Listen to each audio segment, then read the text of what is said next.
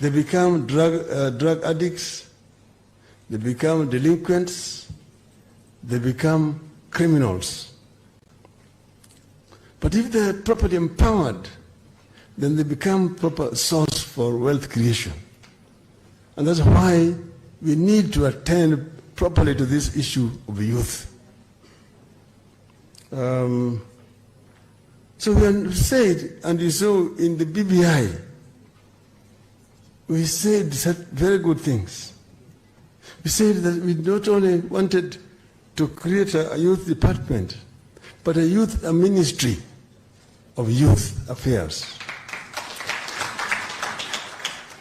And to create also a national youth commission under that ministry, a constitutional commission, if you look at the BBI. And that commission was going to ensure that whatever has been promised in policy documents is actually implemented. When you're talking about 30% of all contracts or jobs from the national government and county government, who is there to ensure that it is being implemented?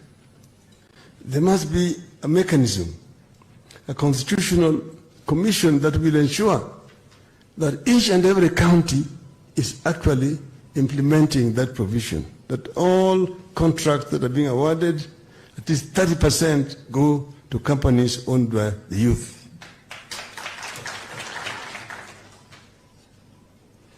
And it talks about mentorship for the youth and like having the youth summits for the youth.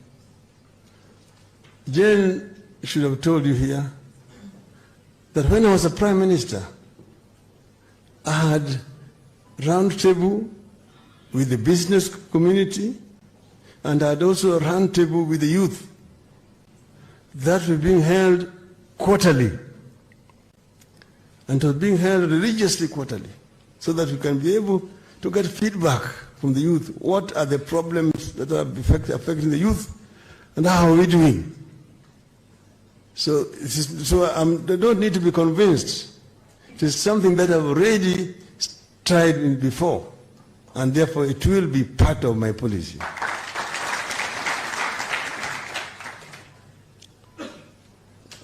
Cabinets, at least 4 in the cabinet, I can say it will be more than 4.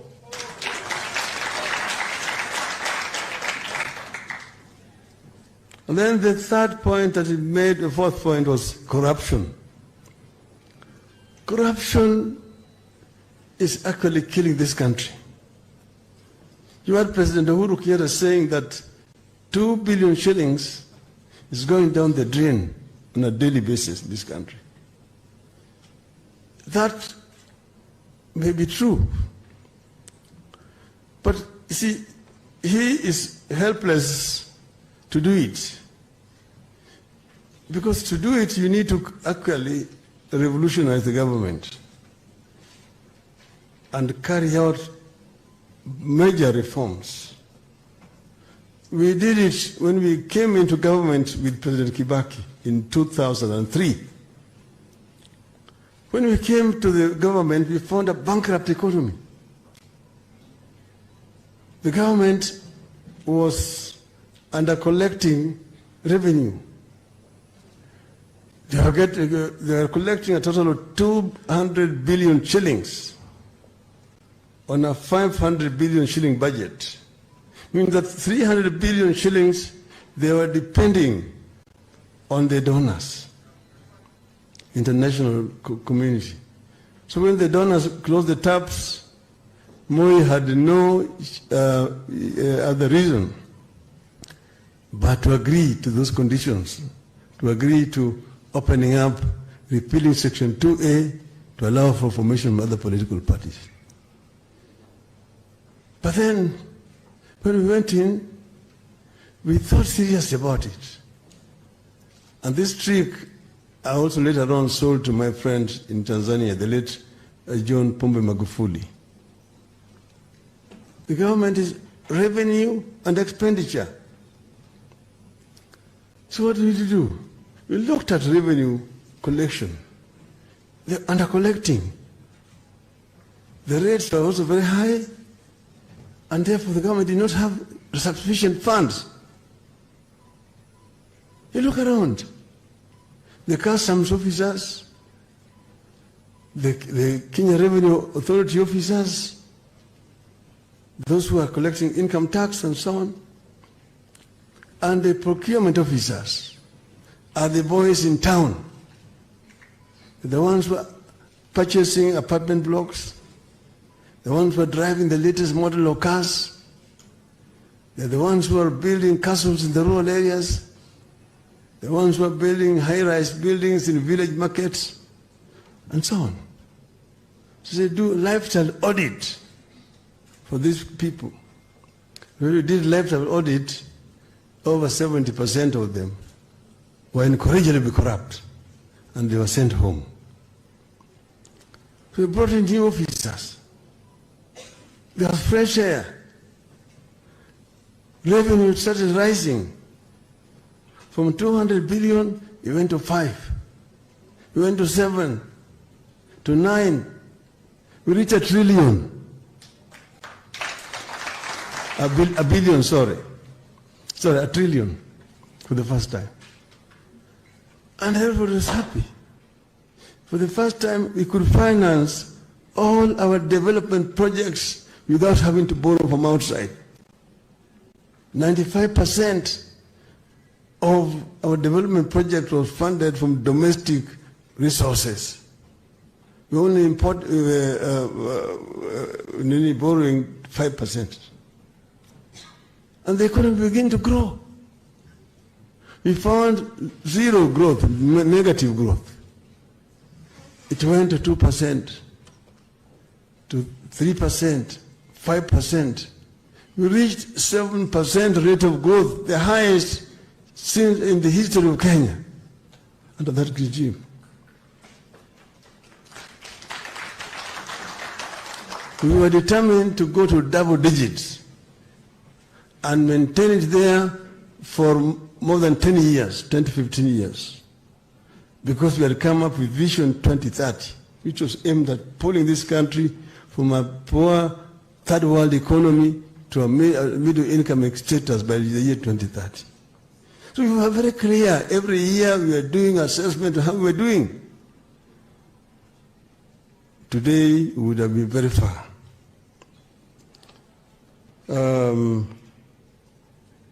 The issues of COVID and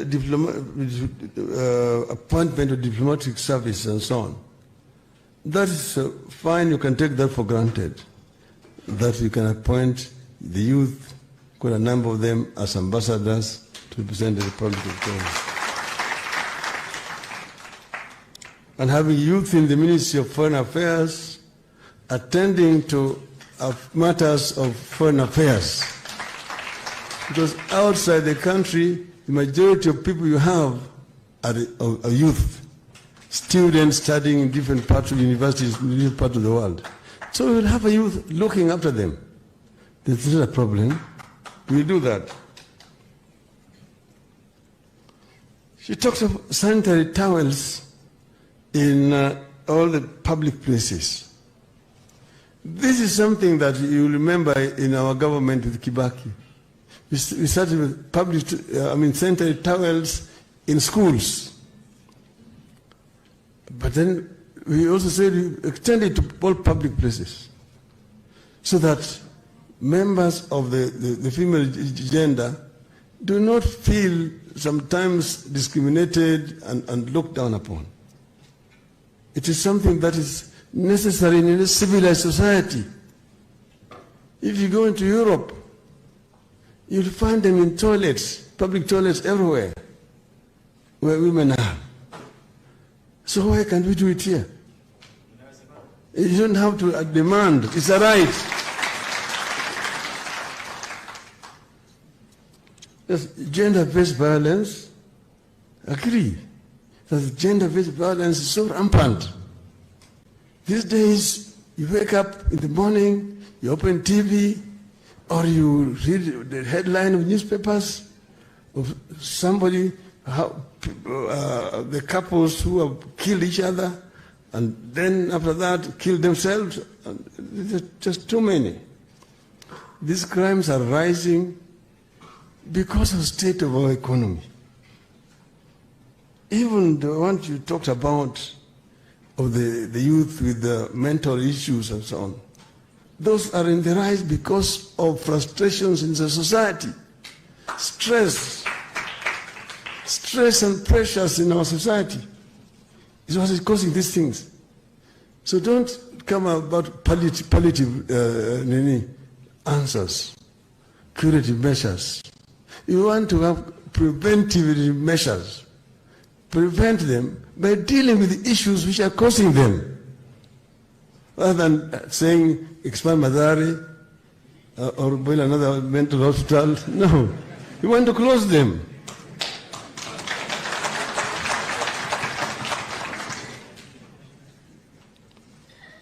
Two-third gender rules. Yeah. I'm myself a convert. I mean, not a convert. I've always believed in it.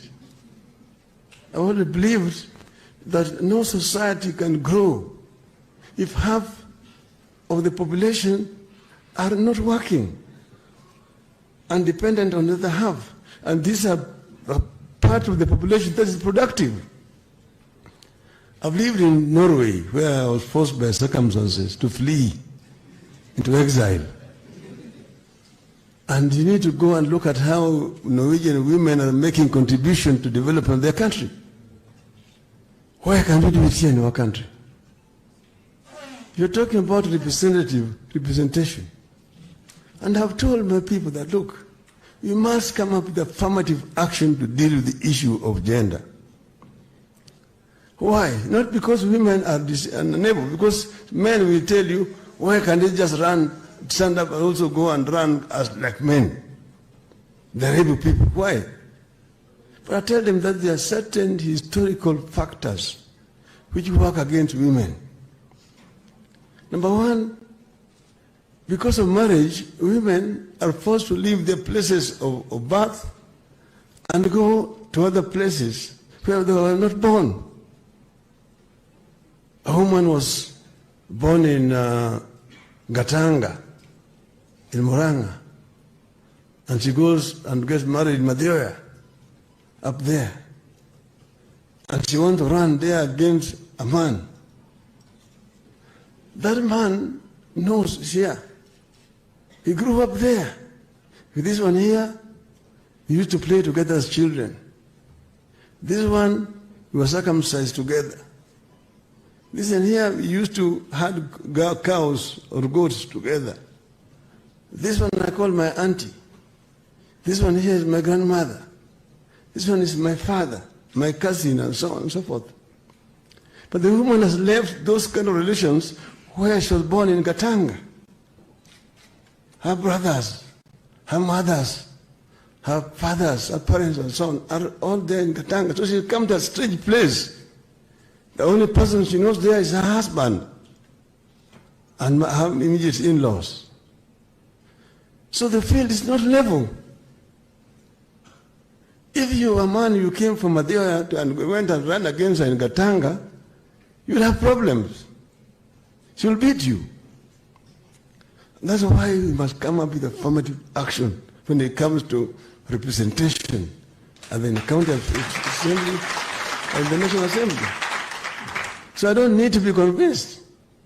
That's why we put it in the BBI. And I say that if you don't do it here, you do an election 2022, the results are not going to be very different. For reasons that I've already mentioned. I believe in this. And this is something we're determined to resolve, irrespective of what the court did with BBI.